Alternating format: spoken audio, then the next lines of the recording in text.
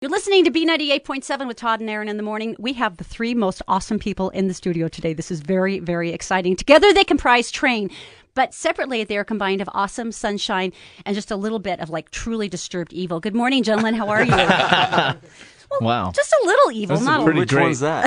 Pretty great intro. Oh, I think, Jimmy, you know exactly who the evil part is. That's true. You guys, you have been insanely busy over this last year. Do you even remember what city you're in right now?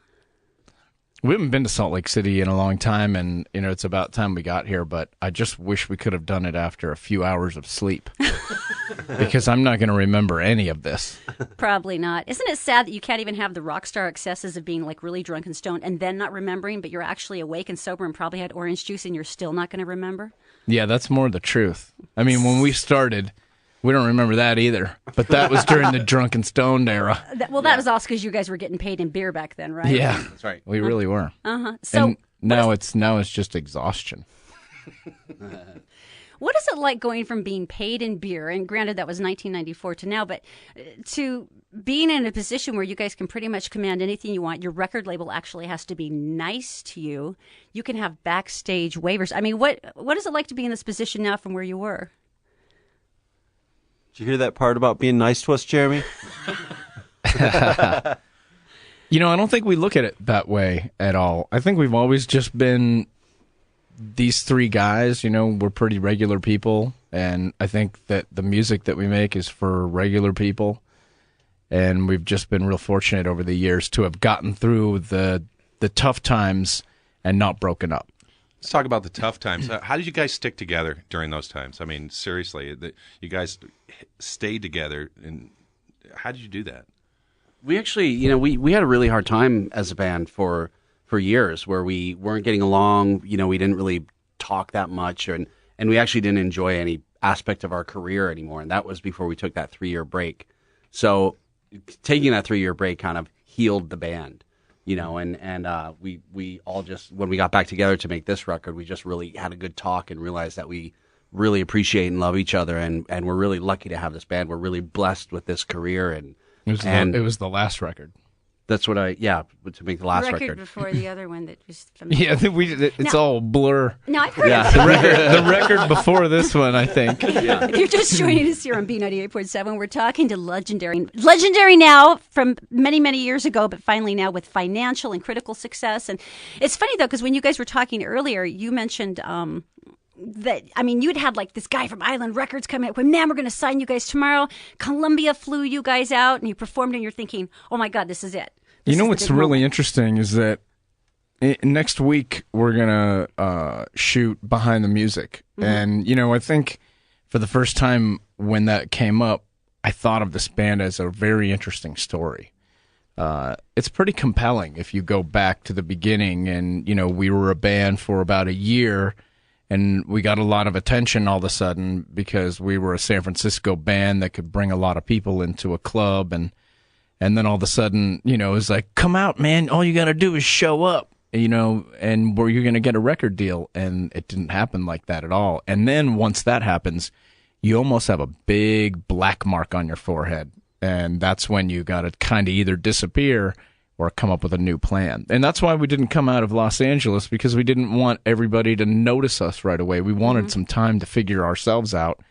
And then in San Francisco, once someone says no, or anywhere in the world, if someone says no, everybody says no. And it's kind of the opposite. If somebody says yes, everybody says yes. So we just decided to make our own record. So we borrowed money, I think like $25,000. We made a record, and all of a sudden really people like liked it.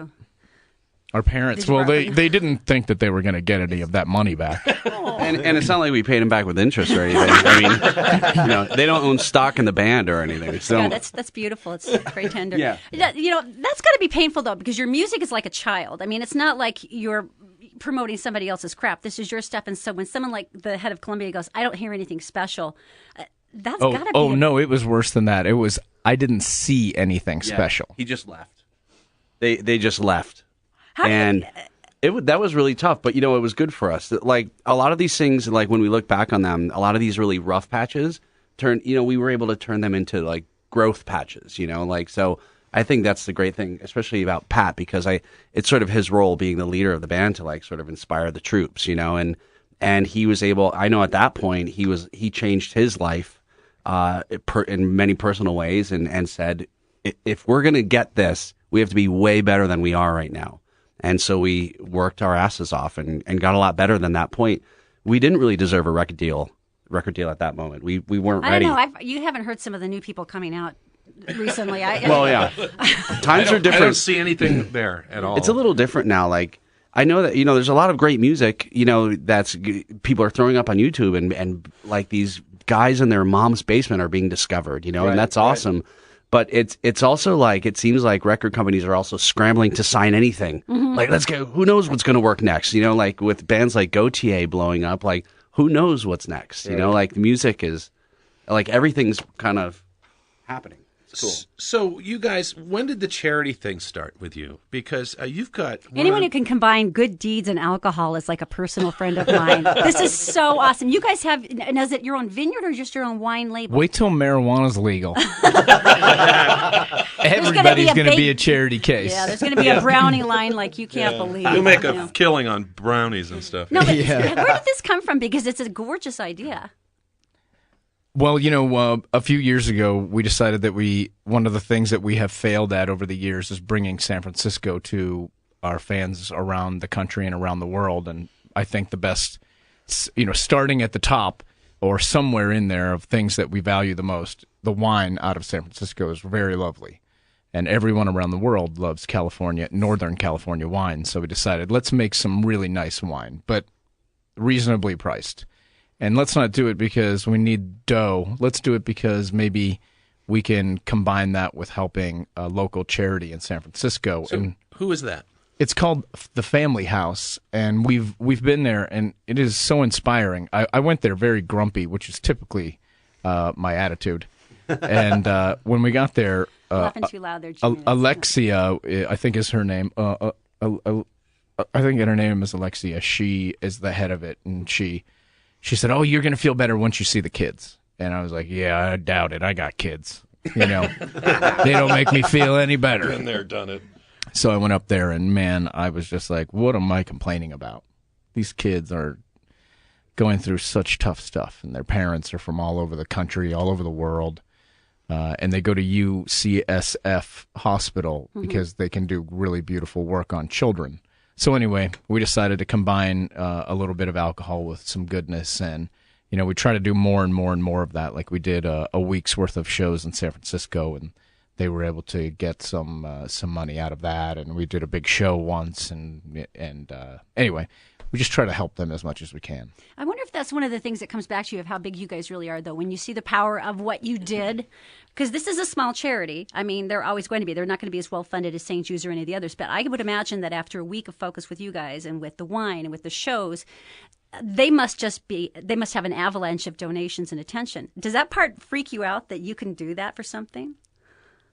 I think that's just what we were hoping, is that something local, you can actually see the difference.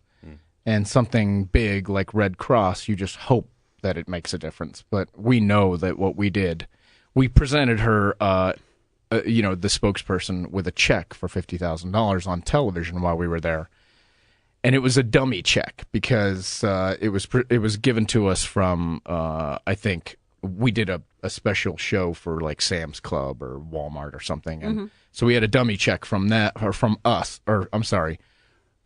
That was given to them. That was the real check. But we wanted to present a trained check to them, so we had to make up a false check. And so we presented her with the check, and she was like lost her mind. On TV. On TV. Oh, I think I would have choked on my own tongue.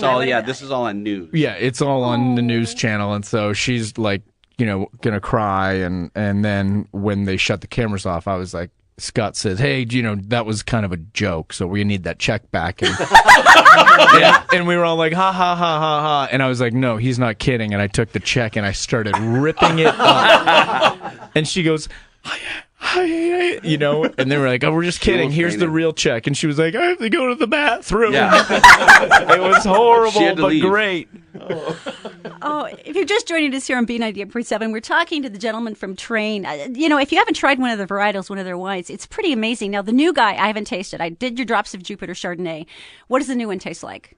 Besides awesome. The new one is called California 37. named after our new CD, and it's my favorite. It's a Cabernet, and it's really, really nice. Now, do you just go in and start mixing stuff together? Or Well, do they give you a it's choice? interesting because with the first bottle, with the Drops of Jupiter Petite Syrah, Oh, I thought it was the they Chardonnay. had 6 bottles for me to sample from, and I'm just drinking and drinking. I was like, I like that one. The second bottle was the Calling All Angels Chardonnay. Okay. And we had like 3 or 4 to sample from. And when the Cabernet came in, they sent 1 bottle. And I was like, they must be really confident that they nailed this one. But I was a little nervous because, if it wasn't good, they were going to have to go back to the drawing table on it. But it's really great. They did nail it. Is that so awesome having your own house wine? I mean, how many bands have their own house wine? A bunch, actually. Really? It turns out, yeah. I think Rolling Stone did a feature on it recently of Wines That Rock, I think was what it was called. And they did like all the top, and there was like 100 bands. I know Dave Matthews and Grateful Dead. Like there's a bunch of bands that make wine, but ours was ranked number 1. Ah. Yeah. That's kind of Very cool. exciting. And another thing to taunt them with at the American Music Awards, and that's got to be awesome. That's right. Is there a big rivalry? Is there one band or another that you guys just kind of feel an edge with? I know you'd mentioned once that you were frustrated that you weren't as big smiling. as Coldplay, but you knew you could be. Well, I think we used to be a Yeah. lot more like that. I think it's really the secret to having been successful again is, stopping that nonsense. Rivalries are fun when you're, on a company softball team, but when you grow up a little bit and you're like, look, we're all kind of in this together. The music industry is getting, beaten down by the minute. Maybe we should learn how to appreciate one another as opposed to try to take each other's spot on the racks at Walmart, because the racks at Walmart aren't going to keep either one of us anyway. So maybe we should become fans of each other. Like we were just in Atlanta yesterday and B.O.B. was there and we've known him for a long time. And he was like, oh, Pat, what's up, man? I lost your number. He didn't lose my number. He just doesn't call me. But, I love what he does and he's a fan of what we do. And it's just a new era of that kind of behavior, like Bruno Mars and all those guys. You're all grown up now, aren't you? Well, just, even the young kids, that's their attitude. They're teaching us how to do it. Yeah, Harry Styles came out to a show in Manchester a couple weeks ago and tweeted about us. It's I think so even the younger bands are supportive of each other and the older. Yeah, bands. there was some like they call it trolling when people start hating on you, like on the internet. Yeah. So somebody was trolling on us on Twitter when we were in San Francisco, and the guy was like, here's a band I wish I could hate, Fun. Here's a band I still hate, Train.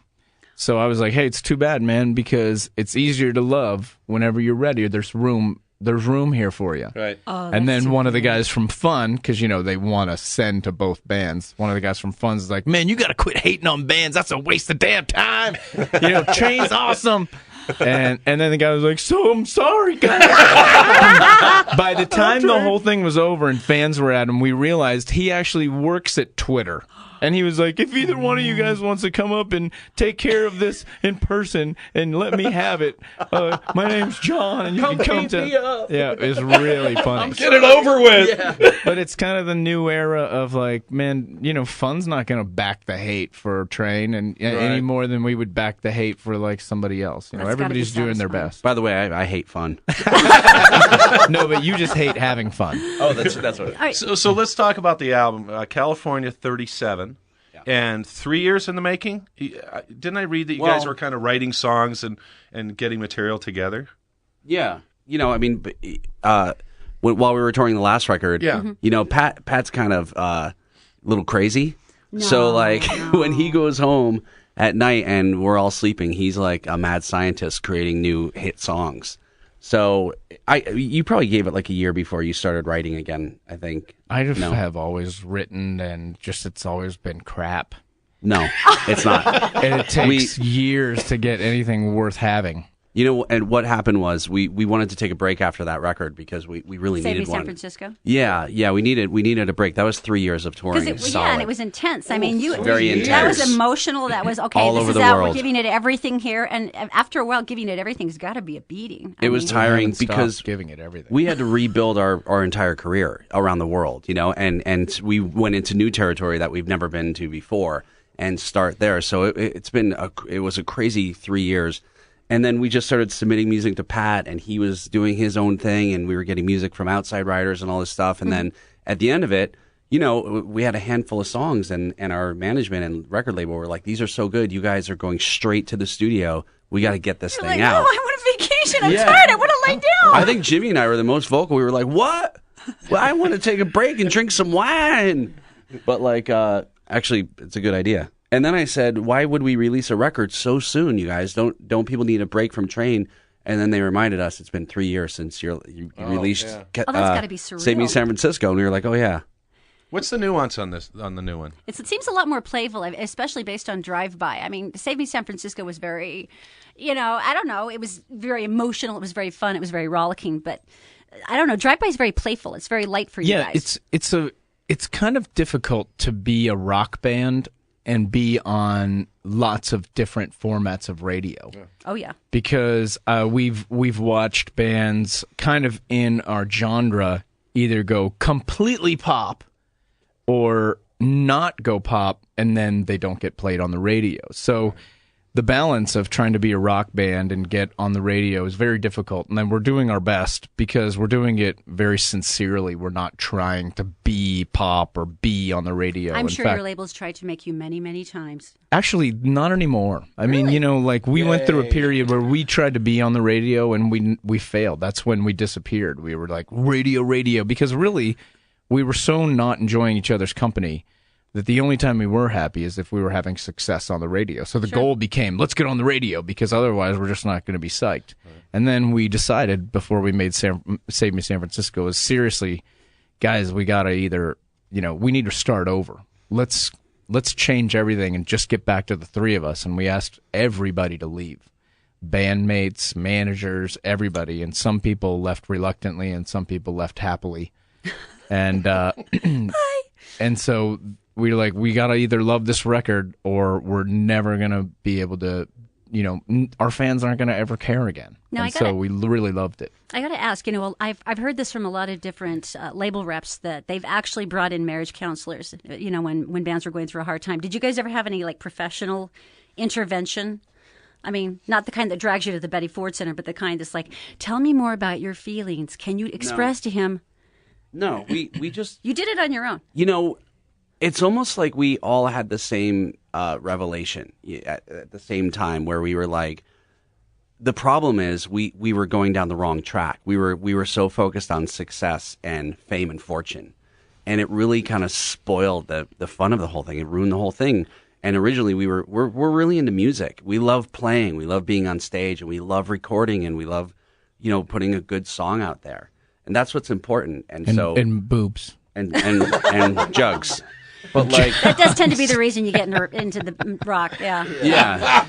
Don't forget boobs, bro. Don't forget boobs. Winnebagos. Yeah. But then, so now it's the kind of the classic thing of we're enjoying the journey rather than focusing on the goal. And it's changed everything for us. All right, 3 quick questions, if I may, and then we have to hit you on the tour. Okay, first question from the fans: what's your most disgusting personal habit? And they said that Jimmy was going to be the first one to come up with one. Really? Oh, why? I guess Do I have a disgusting? It's on Facebook. She just assumed you were going to be more disgusting than your bandmates. I'm not sure. Really? Why. You are kind of gross. I'll be real honest. I'll be honest with you. As a person around these guys, we really don't have that kind of weird stuff. Well, but Chris Hemsworth, his wife picks his back acne. Harry Connick Jr. says he can eat his own bite off his own toenails. I don't want to know this. see, Just one. we've had. We have stories after every airplane ride because we usually split up on an airplane, because we're together enough.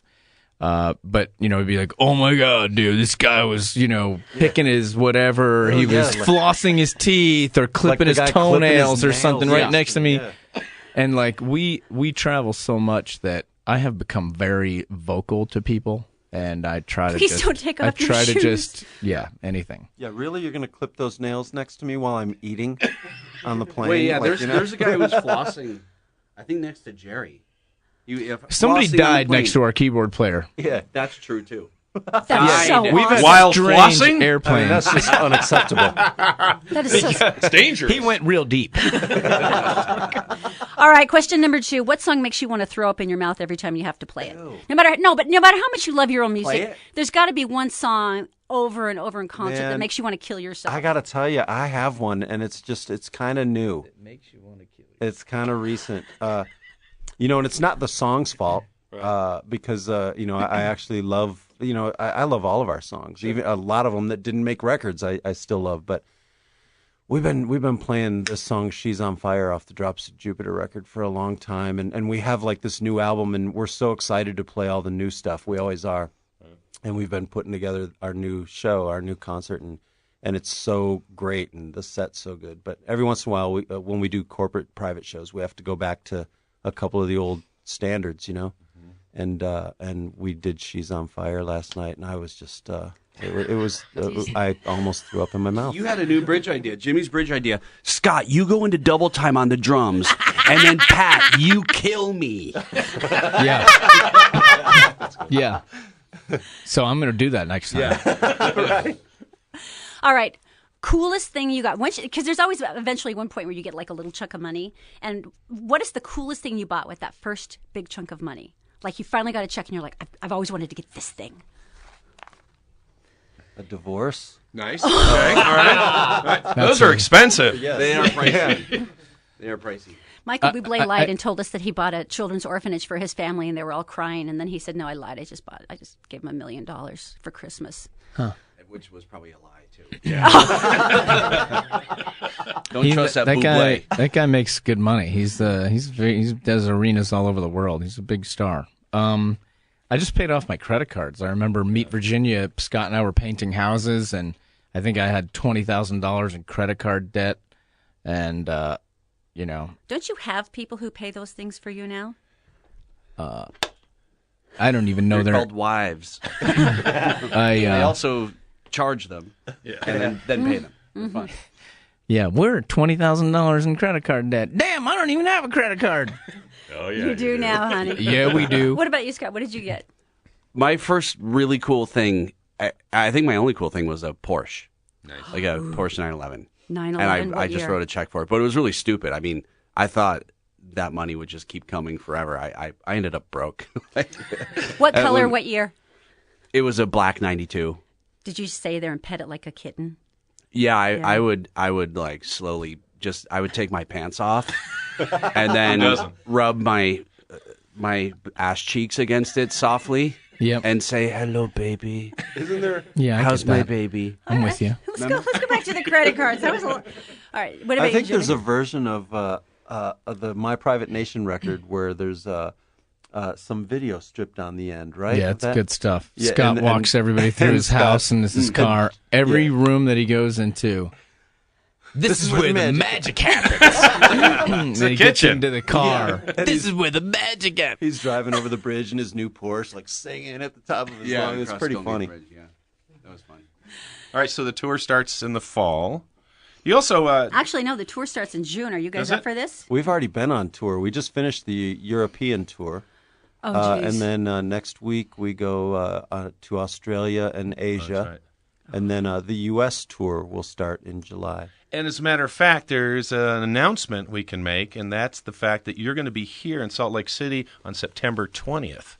Galvin job. Center, very excited. Galvin Nice. Center, nice, I really did nice. not know that. Really That's nice great. place. I didn't know. Where are we? Here. You're gonna love it. It's a really nice open air venue, and everybody has. It's really nice. Oh, We'll have a that's lot great. of fun there. You guys, this is so cool. Okay. We haven't played Salt Lake City in a while. When we were out last summer, we didn't play Salt Lake City. Yeah, and we did notice the oversight, So but that's okay. We we, weren't. glad to come. we apologize and would like to blame anyone but ourselves.